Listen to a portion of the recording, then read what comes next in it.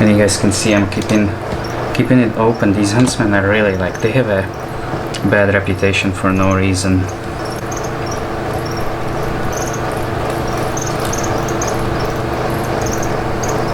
Just as I said, it's Hey, what's up guys, welcome to the channel, and before we get to the bloodthirsty jumping spider, let me give you a few updates. First of all, if this is your first time here guys, please don't forget to subscribe because you're gonna see some cool stuff here. Lately I've been posting some macro footage from nature. We usually just go out around Los Angeles, and here you guys can see Camel Spider feeding on Camel Spider. We found it just like right in a park in Los Angeles, and it is pretty crazy. So I usually post these in my shorts. Also, top takedowns are coming up, which is some of my favorite takedowns, spider takedowns from the whole month, and you guys can see some footage right here as well. You're just gonna see a lot of really cool feeding clips. On the agenda today, I'm gonna be showing you some Huntsman rehouses, I'm gonna be showing you really cool isopods, and then I'm gonna talk about the jumping spider bite. But let's start with some quick updates. My male Caribena versicolor matured, and look at him, how pretty he is right now. So I decided to actually get a female for him. At first I was gonna loan him out, but it's just so hard to find people that are good at communicating. Just couldn't find anybody, so I decided to just get him a female, and I got a really good price on her. I shopped around for a while. She's really pretty, so here you guys can see a quick time lapse of me building up her enclosure. These tarantulas are arboreal and they like it humid, so we live in a drier area, so I put like 2 inches of substrate that I mix with moss. I put some real moss in there, I put some moss on vine, some live plants, big water dish, and that should guarantee the humidity and the moisture that she needs.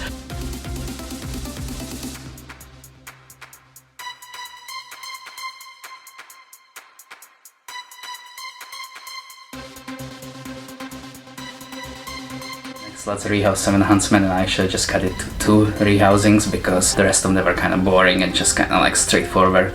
So let me show you what happened. Today I'll be rehousing 7 huntsmen. I got 6 empty enclosures ready. I got 1 with a huntsman in it.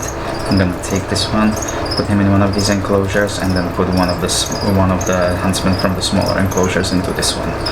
So 7. And all the enclosures are kind of the same. They all have live plant, they all have a cork bark, they all have a water dish, and they all have something in a lid like this, so they can hide there. It helps them create anchor points for molds or whatever, you know, just looks natural too. And the huntsman sitting on the lid right here. So now I just need to get it here. So what I'm gonna try to do is try to nudge her in on the cork bark and hope that this is gonna be it. And of course they always do that, they always go on the other side of the lid first.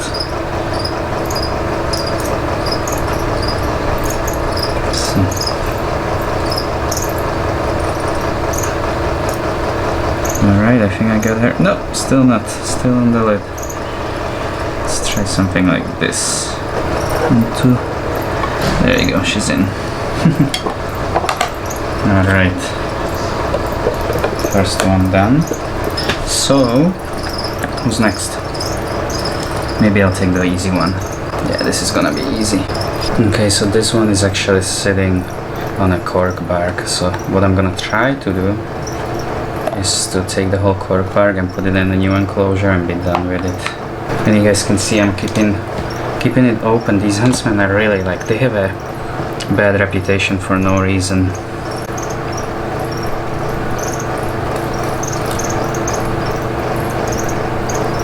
Just as I said, it's no, oh no, my wife's gonna hate me. Oh, I see it. Let's see if you can just nudge it on the tongues. No. Ay, and I didn't see very well.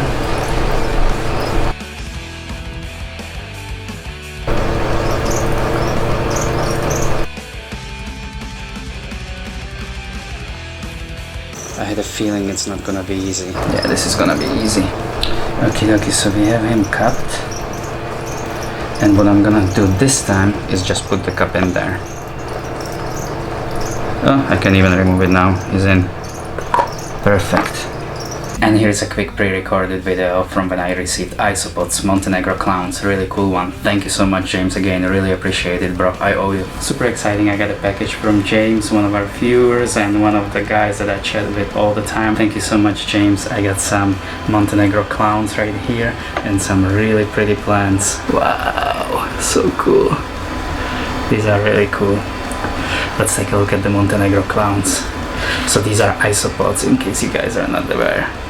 Ooh, there they are. They're so cute. Oh my gosh, you can totally see them. Let's see. Let me grab another camera for this. Let's take a closer look at these bad boys. Some people keep them moist, some people keep them half dry, half moist. I asked James, he keeps them moist, so that's what I'm gonna do. And yeah, if you guys see this, yes, I'm gonna be a daddy. So I already have a couple of isopods. I already have zebras, and they love munching on this wood. They always get the skin of the wood off.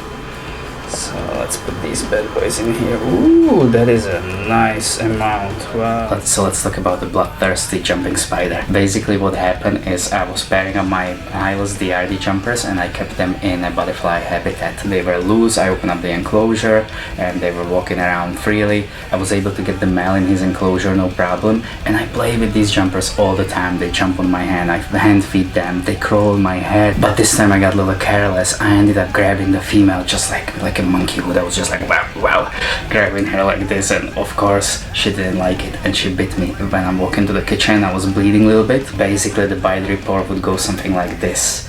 So at like 1 o'clock I got bitten. I wash it with cold hand. I wash it with cold water. It felt basically like a bee sting, maybe like a wasp sting, something similar to that. At around 2 o'clock I was feeling much better, and basically I just felt a little bump on it and just the pain started going away.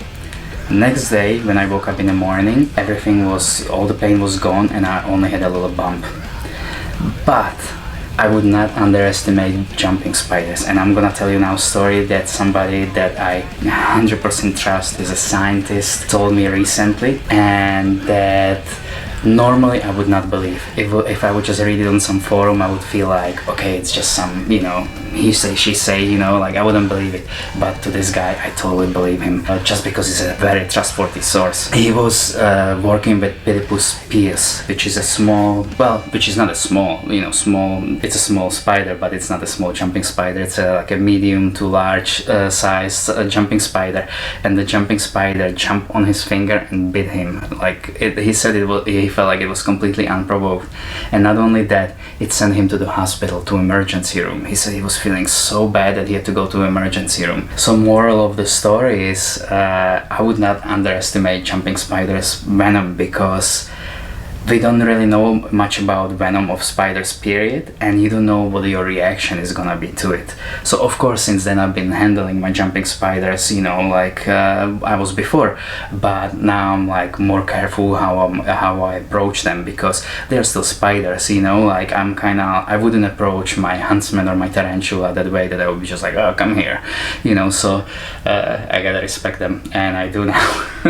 All it took was one bite. Alright guys, I hope you enjoyed today's video. If you did, hit the like button, hit the notifications button, hit the subscribe button, and I'll see you in a week. Ciao.